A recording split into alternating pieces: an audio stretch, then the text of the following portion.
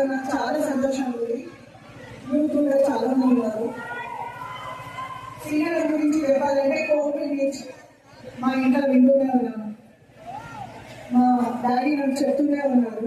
అప్పుడు నేను ప్రెగ్నెంట్ ఉండే నా పెద్ద కొడుకుతో.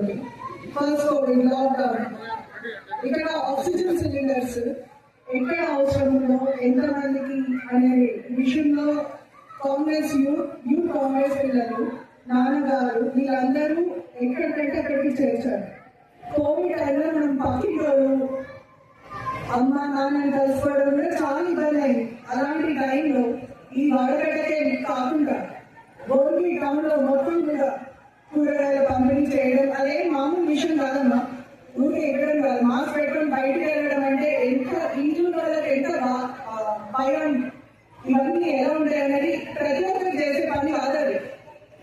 అదొక్కటి కాదు, సీసీ కెమెరాస్ కూడా 10 లక్షల వరకు ఖర్చు పెట్టి వాడగడ్డలు మొత్తం పెట్టించారు. దీనికి చాలా బెనిఫిట్స్ ఉంటాయి.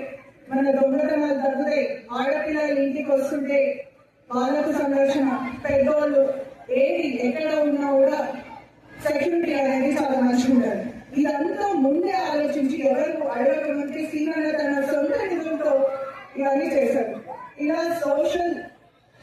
ఇంటర్మీడియట్ సోషల్ వర్కర్ ఎల్లప్పుడూ మీ గురించి ఆలోచించి ముందుకు వెళ్తున్న వ్యక్తిని మీరందరూ ఖచ్చితంగా గెలిపించాలమ్మా. మళ్ళా అలాగే ఇందాక అక్క చెప్పిండ్రు,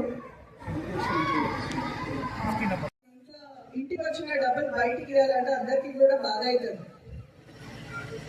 కానీ ఏ బాధ లేకుండా తన హస్బెండ్ ఇంత సోషల్ సర్వీస్ చేస్తుంటే కూడా ఉండి సపోర్ట్ చేసే భార్య దొరకడం శ్రీనన్న అదృష్టం కూడా.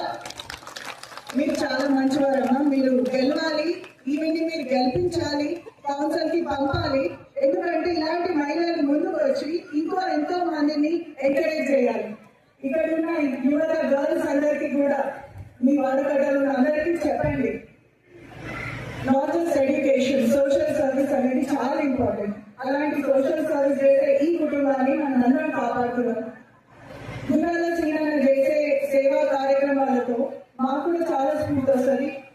మేము కూడా ఎన్నో ఆయనను చూసి ఇలా కూడా చేయొచ్చా, ఇంకెంతమందికి చేయొచ్చు, ఇలాంటివన్నీ ఎప్పుడు చర్చిస్తున్నాము.